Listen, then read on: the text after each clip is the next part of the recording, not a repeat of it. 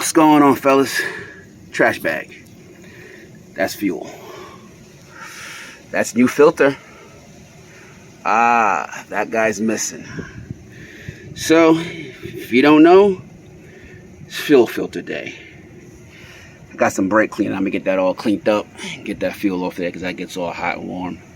We don't want the truck getting all hot and toasty. So, making it simple and quick, changing both my fuel filters in between, not really in between, but kind of towards the end and close to my next PM. But my fuel filter gauge is reading, over 20. Usually when it gets within that, starts hitting that 15 to 20 range is when I start to change it. And I noticed that once the temperature dropped into the 60s, it went from 5 to 10 to 15 real quick. So, and I've been keeping an eye on my filter. There goes a brand new one, bright orange, to one all the way down in there, that's straight black. A little bit of algae on it. So I don't know if my company changed the fuel, we had some bad fuel in, some dirty fuel, or they pumped out some, or I got fuel the day that they were cleaning out the tanks, or pumping in more fuel. You just never know. But new fuel filter, and that black one, I got about 18,000 miles on it. So, because I let my filter gauge tell me when to change it.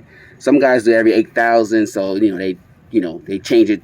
It gets changed halfway in between their PMs. I let my fuel gauge change it. If my fuel gauge says 810, change it. If it says, hey, I can go to 18 because now I'm within my range of where I'm about to get it PM'd, I do it. And so I'm doing both.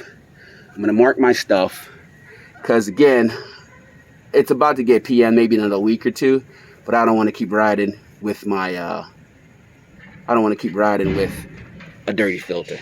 Now, sometimes I change my oil filter with my fuel filters and then get the oil change maybe like a couple of days later or whatever. And it's not to save any money. It's just to make sure that those filters got changed. I know I did it. And they're not charging me for it being changed, but they never changed it because it's clean. The fuel filter you can obviously see. But the water separator, you can see that it's changed. But the fuel filter, they clean it up. They can say, hey, yeah, we changed it. But all they did was just wiped it down and left it in there. You just never know. I'm not saying that the companies are bad, but you do have some lazy-ass technicians out there that, they just don't want to do shit. And if it looks super clean, guess what? They ain't going to change it. So I always mark mines. So I'm going to mark mines at the 115 mile range, even though I'm at 118. But once I hit that mark, so I know it's within that PM. But I'm going to leave my oil filter for this time around. And once I get the oil changed and everything, that'll all be changed at the same time. But really simple. I use, a regular strap to adjustable strap to get around it. I normally do it at the base because that's where it's the strongest at. You don't want to do it down here, especially if you have an always brittle. But if you don't have the proper plastic tool to fit into the teeth, I use that around here. And it's usually not that tight, but just enough to get it nice and snug. You should get it basically tight enough to where this is kind of, let's say at about, if it's a clock, you're looking at about 6 o'clock. 6 was almost 6:30-ish, where, 6:45-ish angle, okay? So it's not dead straight, but, you kind of got a nice little alignment. So now, once the fuel filter goes in, that guy has markings on it, has A, B, C, and D.